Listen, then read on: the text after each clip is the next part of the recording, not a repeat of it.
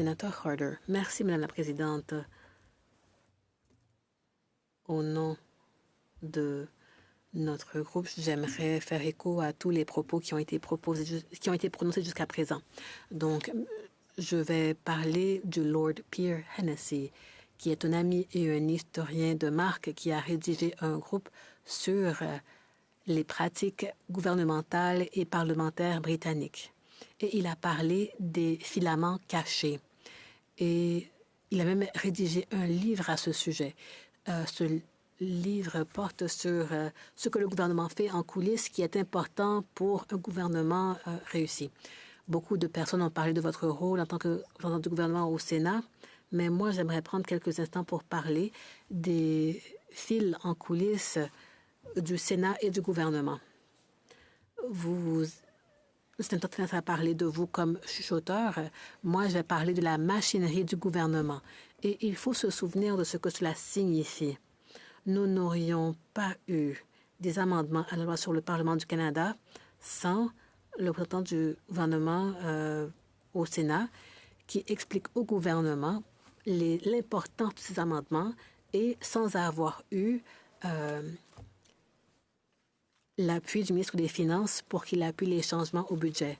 En 2003, le Sénat a dû adopter C12 très rapidement pour éviter des délais. Le sénateur Gold a proposé à la Chambre des amendements techniques qui corrigeraient les erreurs et ces erreurs seraient corrigées à la première occasion.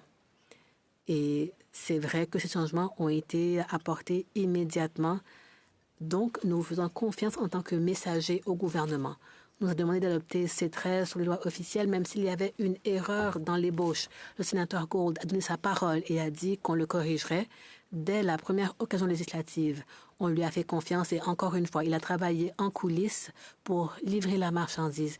Et pour C11, la loi sur la diffusion en ligne, on a demandé au Sénat de rejeter un amendement d'importance qui aurait écarté le contenu généré par l'utilisateur. Le sénateur Gold a formulé une promesse.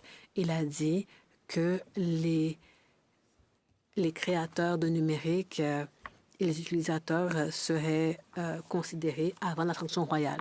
Mais il est allé plus loin. Il a représenté le gouvernement ouvertement et a cité le message à la Chambre des communes. Il a dit que le Sénat accepte que ces hontes ne s'appliquera pas au contenu généré par l'utilisateur et a plutôt demandé une directive créée par le CRTC. Le sénateur Gold disait que le message envoyé avec cette motion signifie que le Sénat va examiner attentivement les actions du gouvernement par rapport aux promesses qu'ils ont formulées et que j'ai moi-même répétées ici à cette Chambre. Donc, ces fils cachés de l'institution parlementaire sont non seulement contrôlés par les acteurs, mais par le leader du gouvernement du Sénat. Il y avait aussi une phrase, cette phrase du bonhomme du gouvernement.